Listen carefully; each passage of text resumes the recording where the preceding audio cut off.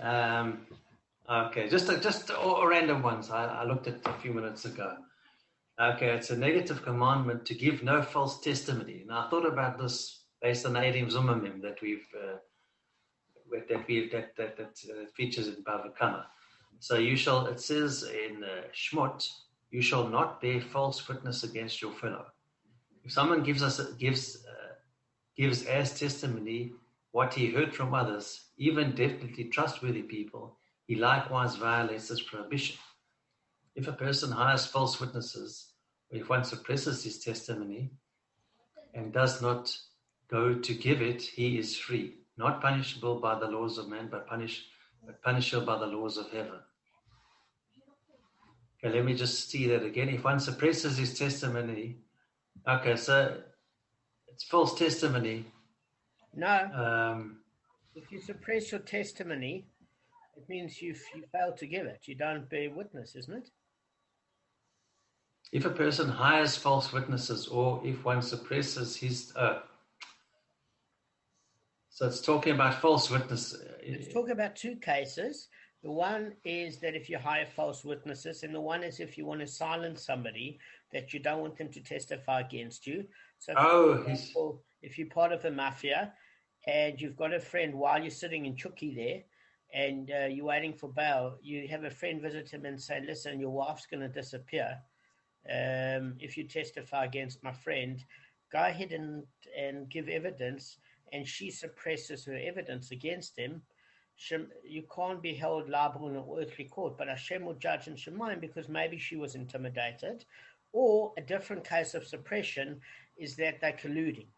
In other words, a different case of suppression would be the person will say, don't give the testimony, I'm not threatening you, but here's a bribe of $1,000. And when you give a bribe of $1,000, it's not that the witness was scared.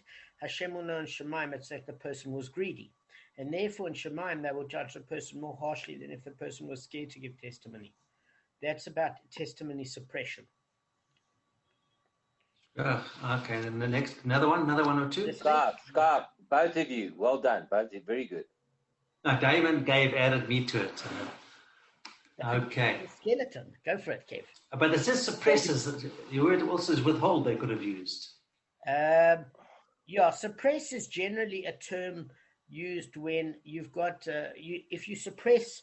Force, like applying force. You're applying some sort of either bribery, or it's not either bribery or where the person is affected by greed, a possible position of higher authority, or they're suppressed because there's a fear factor. There's an external force pushing down on them to prevent them from giving testimony. It's a secondary party.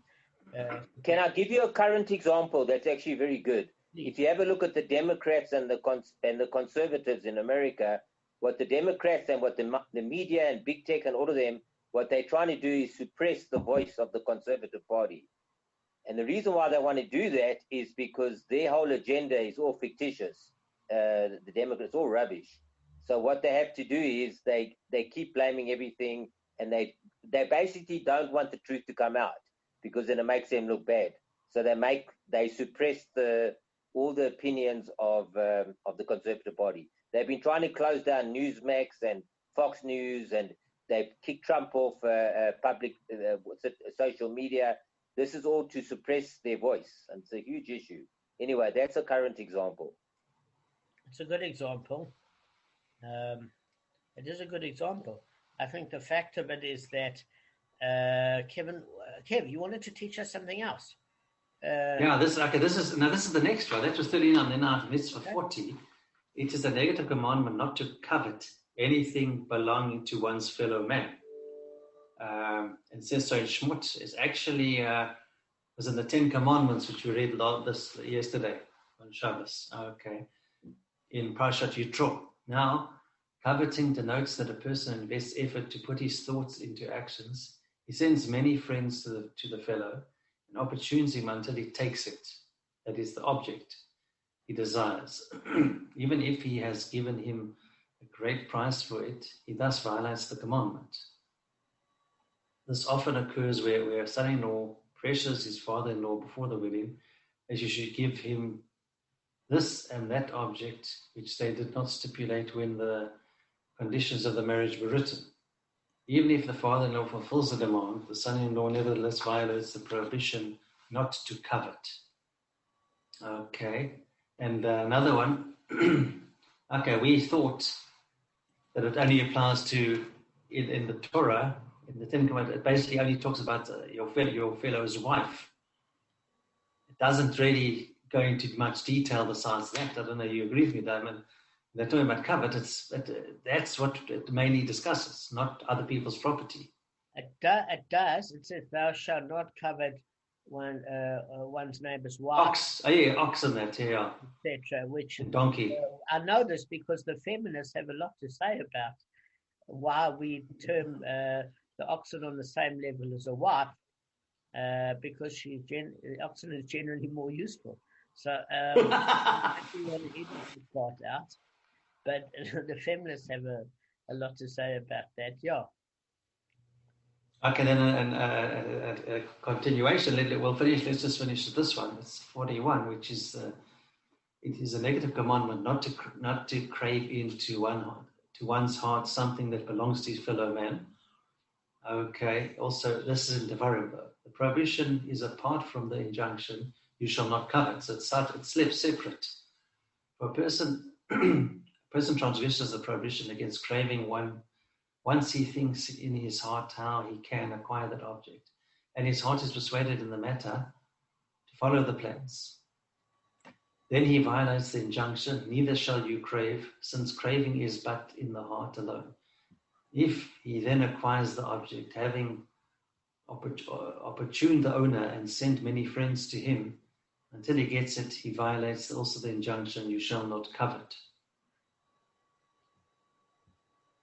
Look, it's people, people are human, and they see something. If you see someone has a nice car, you can say, "I'd love one of those," as long as you don't have envy and jealousy. That why should he have it?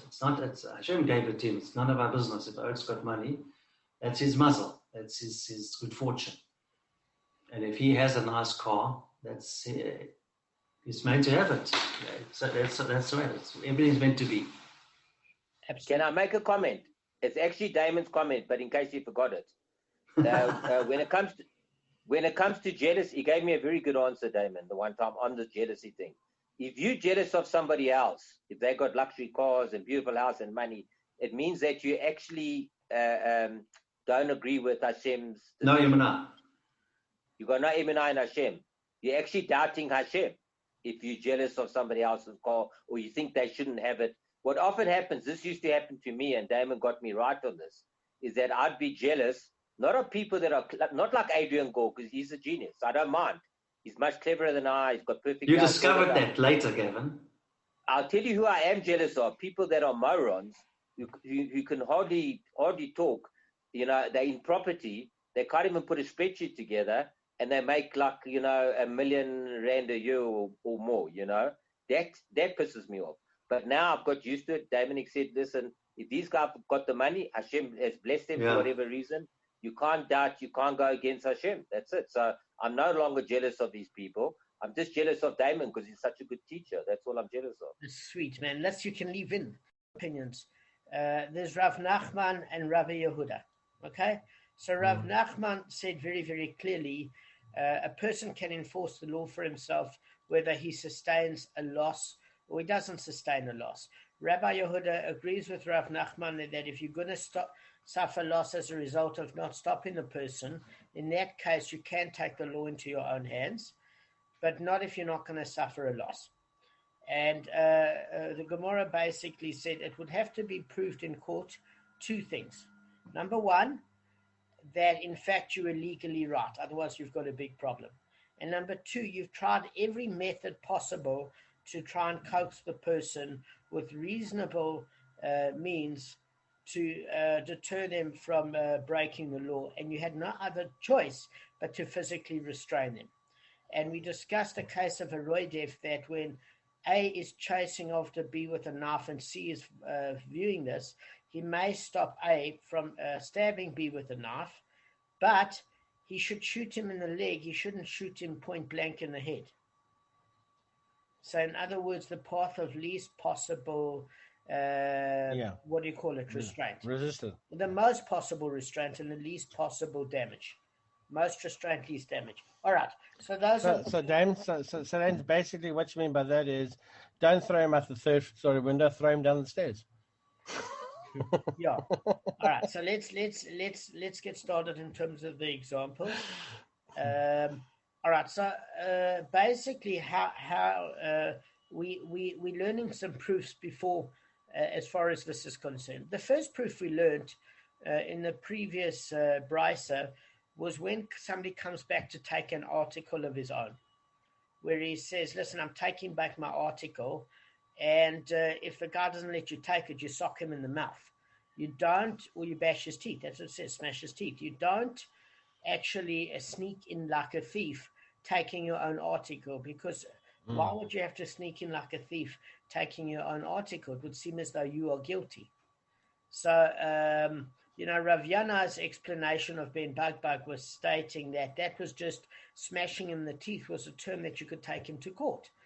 And the Gemara says, no. There is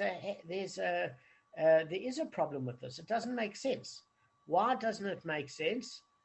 Because the term of the Gemara was, listen, if the person turns around to you and won't give you back your article, you are to smash him in the teeth. And so basically, Rav Yana's explanation is that the court can do it, and you're asking the court to do it on your behalf. But we're saying that the pronoun is incorrect, because the court is not saying return his article to him. According to the actual explanation of Ben Bugbug, it says you smash him in the teeth and you take back your article. Not that the judges will smash him in the teeth proverbially and take back your article. So it's proving that Rav Yonai's statement is problematic. So now we don't have any proof. So we're going back to a particular proof. Okay. So come learn a proof from the following Baraisa in 28a1.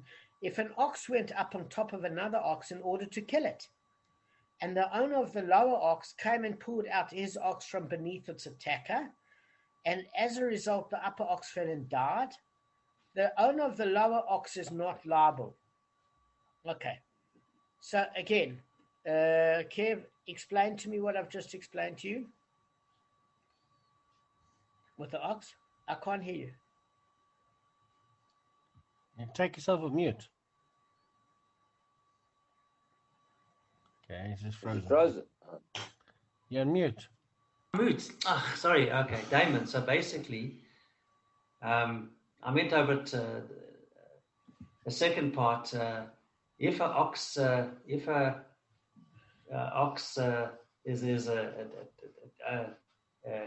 confrontational ox, and it's your ox is above it, you're allowed to remove the other ox, and you won't be liable because that ox is actually a muad. That's why you're not going to be liable. Okay, no, there's a bit of a problem with that, so that's why I wanted to go through it. Okay, so let's take it from the baseline. I'm pleased you went through it, because now you can understand what I'm saying. Firstly, your ox is beneath the other ox.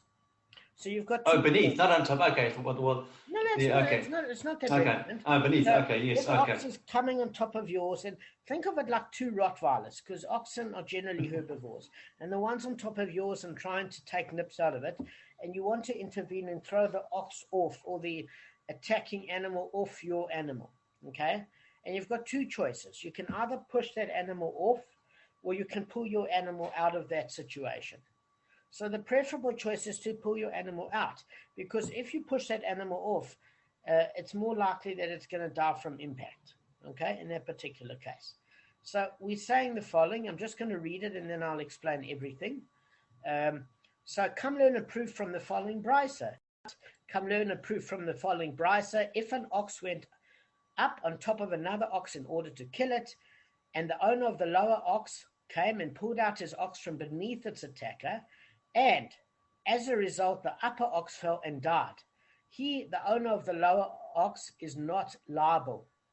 Okay, so surely this Baraisa is dealing with an attacking ox that is muad, in which case there'd be no loss to the owner of the lower ox, even if the ox would have been killed. Thus, the Baraisa, which rules that he is not liable if he pulls out his ox, proves that one may enforce the law for himself even when there is no irretrievable loss involved.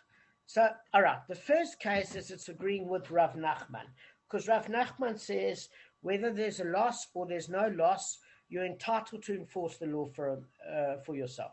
So what it's saying is, if this is a muad ox, then this Baraisa seems to agree with, we want to see if it agrees with Rav Nachman or Rav Yehuda. That's the bottom line.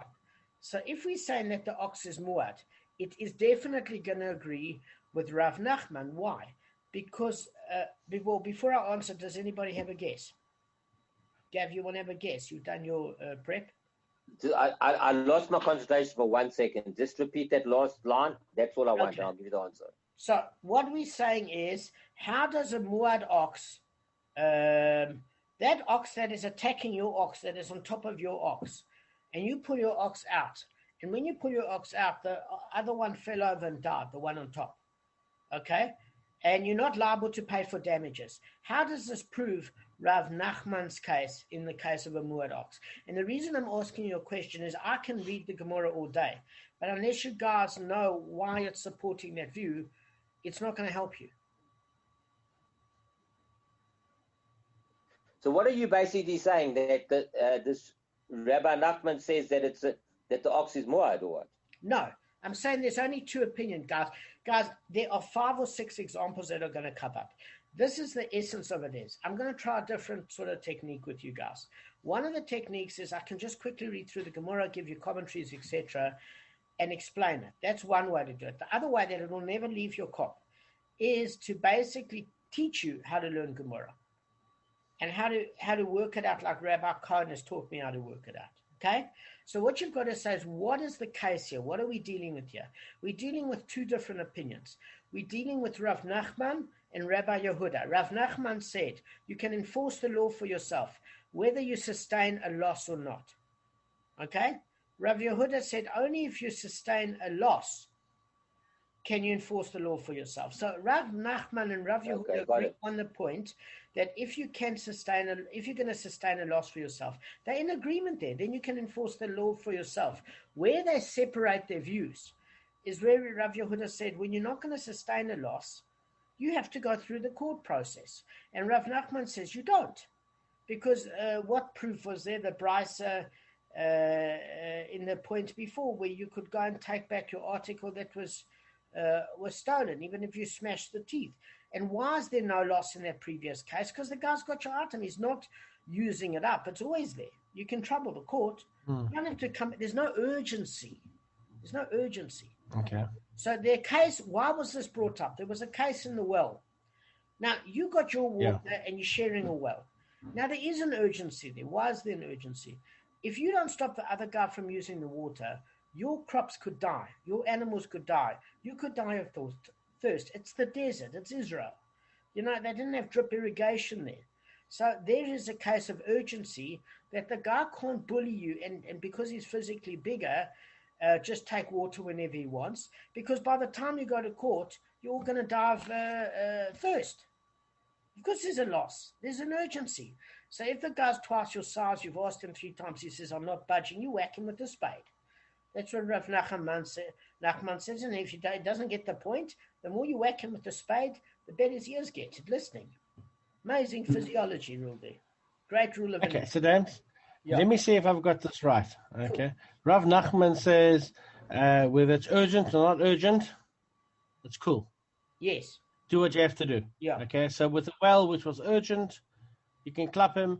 And if he's got your article in his house and not urgent, you can clap him. Yes. And where the difference in Yehuda says, no, only if it's urgent and you're going to sustain a loss. And what would he say about the well?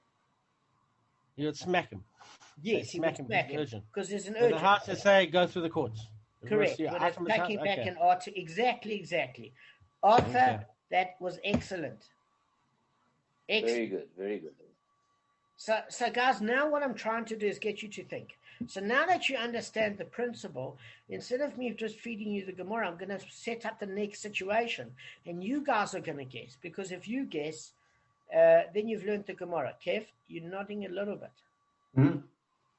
You know, he's saying yes. I was nodding a little bit. I'm not sure what you meant by that. I'm saying, given Kevin's time. I didn't even notice. No, I know you didn't notice. You were in Kevin land. I'm just not rocking back in my chair. That's what causes the head to drop. That's what it is. You know what? I can see us all in an old age home when we're older, and Kevin's in a rocking chair. I said, Kev, what you say? And he'd say to me, can you hear me? And I'd say, I can't hear you. I can see us all in an old age home in the middle of the night. So it's pretty much like Zoom. Can you hear me? Can you? All right, the next case, quickly, guys. So we're talking about now there's two oxes. So what I'm asking Gavin is as follows. How does the case of if an ox is muad prove Rav Nachman's case? Because again, your ox, Gavin, is underneath. There's a muad ox on top of you, and it's on top of your ox, and it's killing your ox. And you're pulling your ox out, and then the top ox falls over and dies. Now you're not liable to pay. Why are we saying that this muad ox is supporting Rav Nachman's opinion? No. As opposed to a tam ox. Yes. I know you know. And Gav, just one point. Okay. The reason why Arthur knows it, and this is not a criticism to your Kevin at all. I know you've got your own pressures. No, he's done his chazorah. I know that. Okay. I know that. Is there a reason before Gavin answers? I won't answer Gavin, but if Gavin does, I'll try after Gavin. Yeah. All right. So listen, just to go back to the basics, is basically Rabbi Nachman is saying whether there's a loss or not a loss, which is basically what Arthur said, then you can still proceed to you can intervene regardless. Yes. As far as who's the second rabbi? What's his name? Rabbi Yehuda. Rav Yehuda. Yeah, and Rabbi Yehuda says that you have to sustain a loss, otherwise you can't just knock out his teeth or anything like that. You have to sustain a loss. Okay, so those are the I just want to fix one word. No, I just need to fix one word. Sorry, Gav, your wording has to be precise. You don't have to sustain a loss. That would infer that you must get the loss first and then take action. In order to prevent a loss, you mustn't sustain the loss. In order to prevent the loss, you can take action without troubling the courts. You said in order. But isn't that Rabbi Nachman? I thought the other one. No, they're both the same on that. Yes, the wording's right. But the one. You're not listening to me. Just give me a chance. Okay. Listening to me, please. So what I'm saying is your wording is you need to sustain a loss in order to take self-action.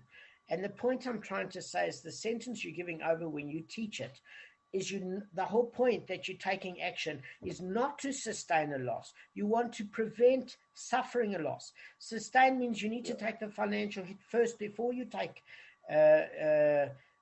your own action. And we're doing this in order you don't sustain a loss.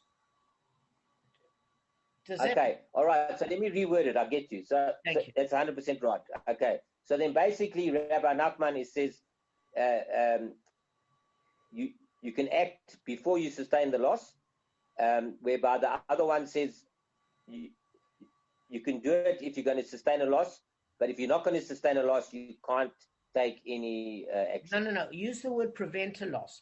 We don't, in order to prevent a loss, sustain means you've already been damaged by that loss. That English word sustain. If you sustain systemic damage, it means you've already been affected by it.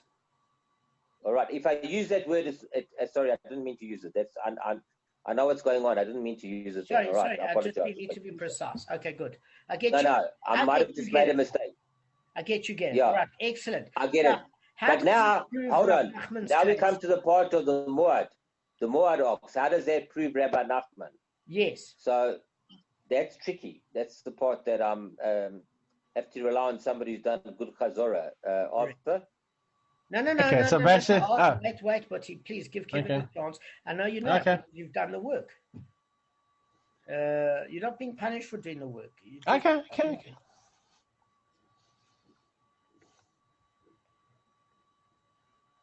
Are you saying like what's? I can't add what Arthur said.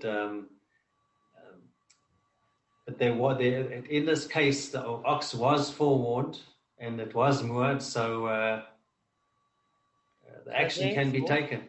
No, therefore, how does that? Therefore, the ox would have killed. So the guy, the ox deserved it. The other ox,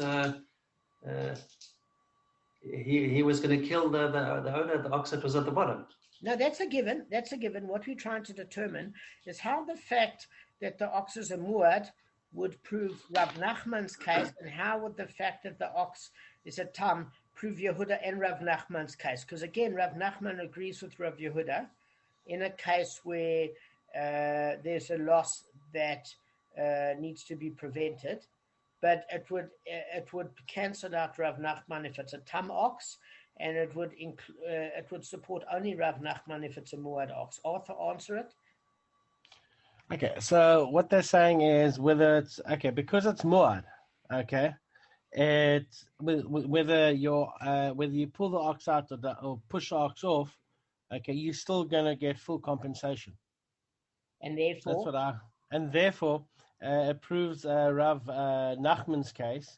How? That because it's not it's got both inside urgency and no urgency. I mean, whether I'm just trying. Let me just see if I can get this right. Okay.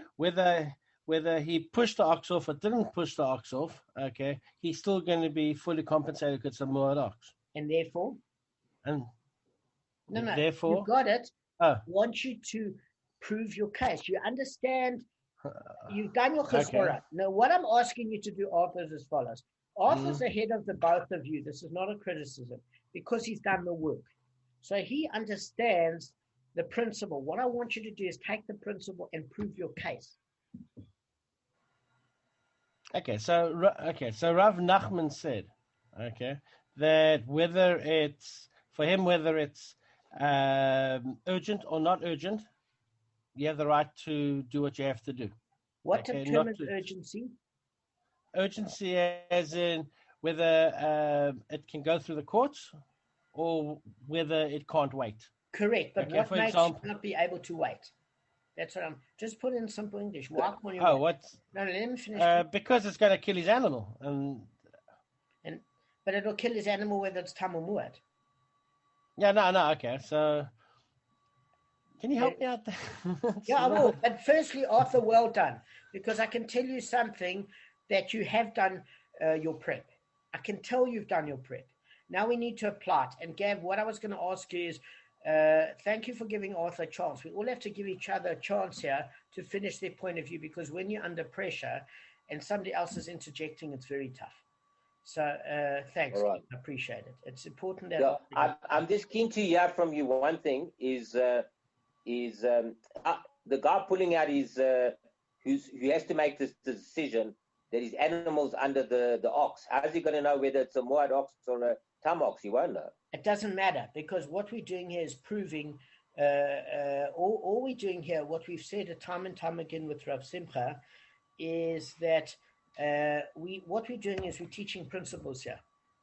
We've often said this. In other words, how do you know that he's had hazroah? Did you hear the witnesses warning him about the capital offense he was going to do when he's got the death penalty?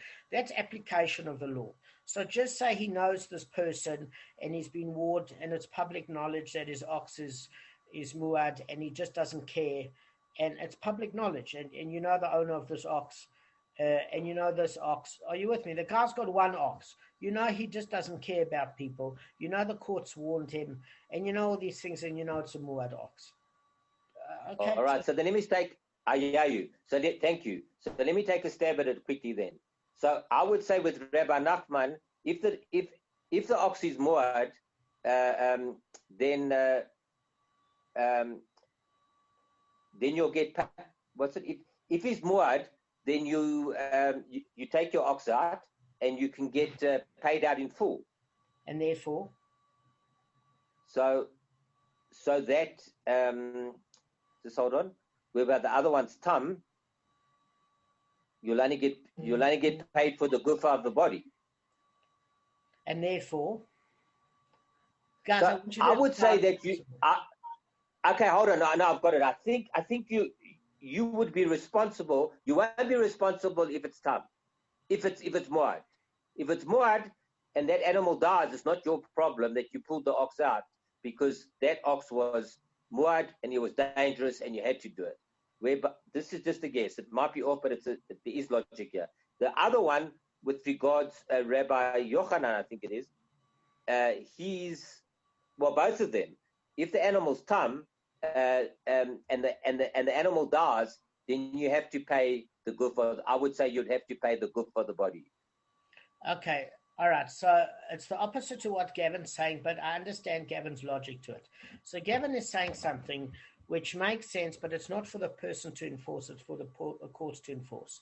So if the ox is muad, it's the courts that if it kills somebody, the ox needs to be put to death. Okay, so that is a different case. What we're talking about here is from the vantage point of the person that's going to lose his animal as a result. So it's opposite to what Gavin says. Gavin, I see your point, but it's opposite because it's the courts that have to enforce. You can't go around killing a muad ox because a muad ox just means if they damage your ox, they have to pay for full damages. It doesn't entitle you to kill. But you're not deliberately killing that ox. No, just if you're pulling yours out. Gavin, let me finish, please, man, because I'm spending a lot of time trying to get you to give me a chance to finish. Please. All right, sure, go ahead. All right. So what I'm saying is as follows. Arthur, you nearly had it in the beginning. Arthur had it, but Arthur didn't articulate it, but maybe understood it. So this is what we're saying. If you're going to get paid, I'm going to put simple English, Kevin. Simple. If you're feeling tired, you want to stand up, Kev? No, I'm fine. I'm tired, but I'm okay. I'm focusing. All right. So what we're saying is that on Gavin's point is that just because an ox is muad, somebody else's ox is muad, and your ox is in danger, doesn't entitle you to kill that person's ox. Because if you kill that person's ox, then you have to pay for that ox. You have to pay. You have to pay. It doesn't. You're not allowed to kill somebody else's muad ox. It's for the courts to enforce the law. But the proof intention. Maybe he didn't intend to kill it. He pushed it away. No. Gavin was just saying that's why you get off, because that other ox is muad, and it's a dangerous ox. So now that we've addressed that issue, that it's up to the court to enforce the killing of that ox, let's just discuss another issue. Your ox is pinned down by another ox, or your chihuahua is pinned down by a Rottweiler, and that animal is about to kill your animal. Now, if you say that your ox is going to be underneath and that other ox is on top and it is going to kill your animal, then if it's muad, you don't care, because as Arthur said, you're going to get full compensation. But what Arthur never articulated is that would prove Rav Yehuda. Because if you're going to get full compensation, there's no urgency where you have to pull your ox out. Because if your ox dies as a result of the other ox killing your ox, the courts will give you your full money. You don't get half payment from the body of the damaging animal. You get your full money. So there's no loss to you. You're getting paid in full. So if you're getting paid in full, then you are liable for taking the law in your own hands and killing the other animal, because there's no urgency. The courts would have to enforce that the other person pays you back for replacing your dead animal in full, because the ox is muad. And since you're not going to get half payment damages, first leniency that the other person has from the kufa of the damaging animal, second leniency, you're not getting less payment than you deserve. And therefore, because you're getting everything that you deserve, there's no urgency. You're not sustaining a loss. Therefore, you can't take the law into your own hands. So by saying the ox is muad, this is proving Rav Nachman. Because if the ox is muad and you're still taking the law into your own hands, by pulling out your ox and the other ox falls over and dies and you're not liable, Rav Nachman would rule like that, because you're not sustaining any loss. So why are you getting involved? Does that make sense, Gavin? Yeah. So this case is proving Rav Nachman if you want to say that the ox is muad. Okay, let's just go on. But does everybody understand that?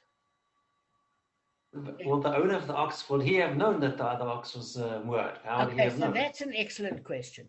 That is an excellent question. And that's what Gavin asked, but Kevin is asking it too. How would he know? So let's just say they've got a town hall in Mea Shearim, and then the minute an ox is rogue that says, Chaim Shapiro's ox is muad, he owns one ox, he's been ignoring the courts, and this ox is crazy. So everybody that sees Chaim Shapiro's ox, just know that you're entitled to full compensation. It's a dangerous ox. It goes on Mea Shearim news block on the billboard there. Okay, so let's just say it's everybody's common knowledge. Let's just go on, because we're assuming now that the ox is muad. So fine, the Gemara rejects this proof. Why? The Baraisa does not necessarily deal with the muad. That's what the Gemara is saying. Maybe it deals only with the tam, in which the case there would be a loss to the owner of the lower ox if his ox had been killed. So what we are saying is this is not a proof to Rav Nachman, because the Gemara doesn't specify in this Baraisa that was brought that in fact we are dealing with a muad ox. If we were dealing with a tam ox, there could be a loss sustained. And because there could be a loss sustained, it means that there is a problem. Why? Because if you could possibly have a loss, then who does this support? Both Rav Nachman and Rav Yehuda. Both of them, yeah. Why? Because if you sustain a loss, even Rav Yehuda would agree that you're entitled to intervene and pull your ox out of the other ox trying to attack your ox on top.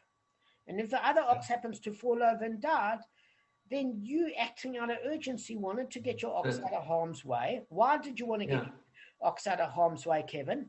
Because you would have got half payment damage from the leniency of the attacking animal, which means if the attacking animal was punier than the half payment damages, you would really be at a financial loss. And therefore, you're entitled to take the law into your own hands. Right, let's go on. So the Gemara answers, but if this is so, the Baraisa refers to a case where the attacking ox was a tam. Consider the latter part of the Baraisa. If the owner of the lower ox pushed off the upper ox and it died as a result, he is liable. Now, if the Baraisa refers to a case where the attacking ox was tam, why is he liable? He was acting to save himself from a loss. So, guys, what it's saying is here, okay, so if it's tam, then why is he liable if he takes the ox on top and he pushes it off the way? In other words, he's not liable if he takes his ox beneath and pulls it out of harm's way, but if he takes the attacking ox on top and pushes it over and it dies, he's liable. But if we are saying that he did that in a case where the attacking ox was tam, and therefore he wouldn't get his full restitution, both Rav Yehuda and Rav Nachman agree that there's an urgency because he'd sustain a loss. So why would he be liable? Any clues or not? We've got only 6 minutes. Who would be liable? The guy who removed whose ox is underneath?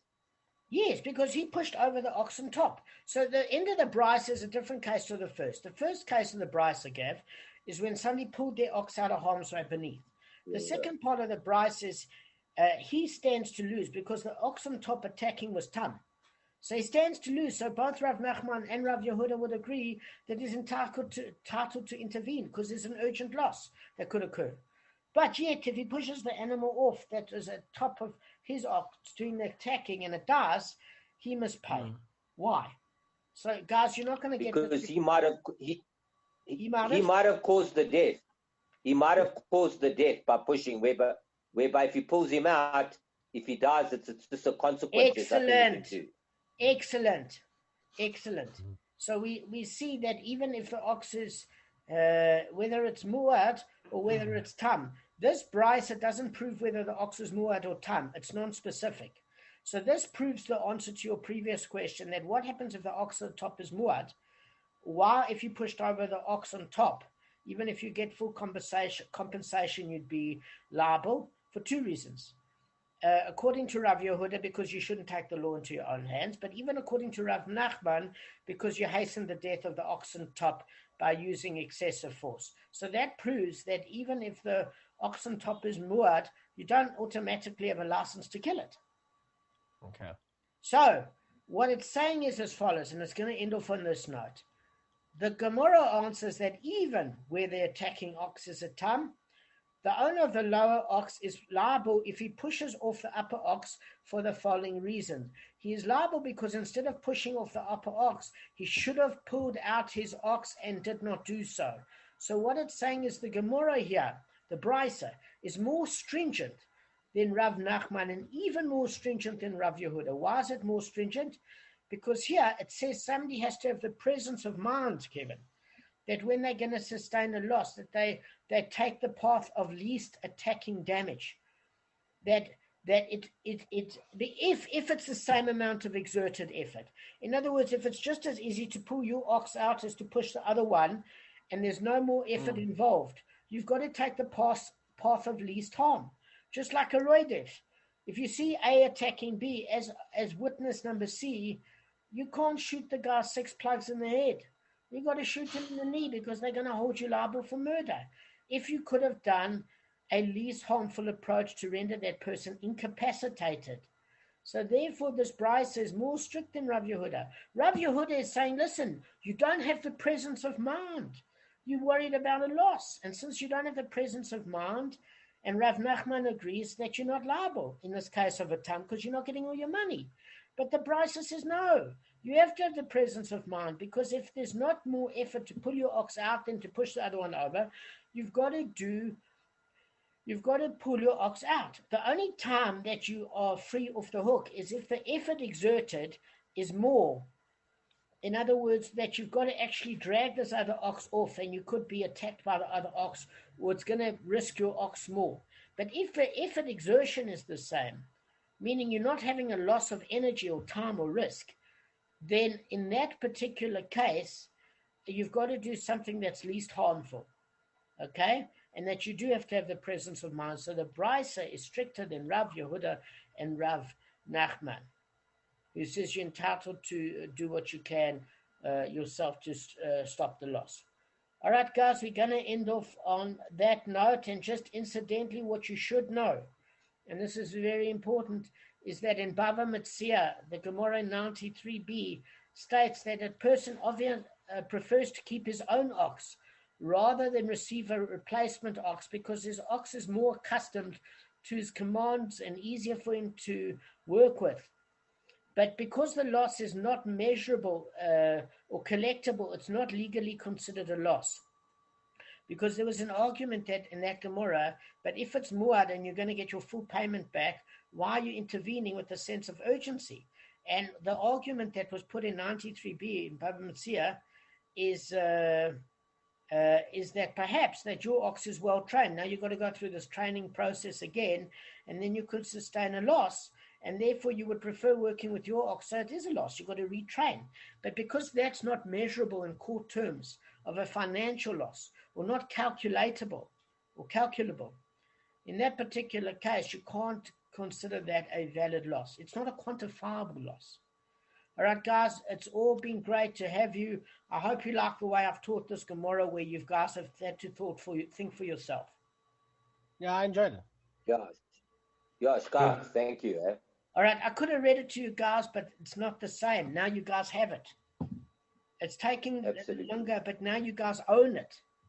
But definitely prep helps, I'll tell you that much. I'll tell you that much. If I hadn't had prep before, I wouldn't have been able to answer half the questions I did and understand it. It would take me much longer. Exactly. So well done for the prep. And then it's a different level to apply that prep. That's the next level. Yeah. All right. I'm getting there. You are getting there, but you can't do it until you prep. And that's well done. Guys, you all have to prep. Okay. Thanks. Yeah, no, I agree. Yeah. I'm gonna prep for tomorrow. Kevin, will you join me?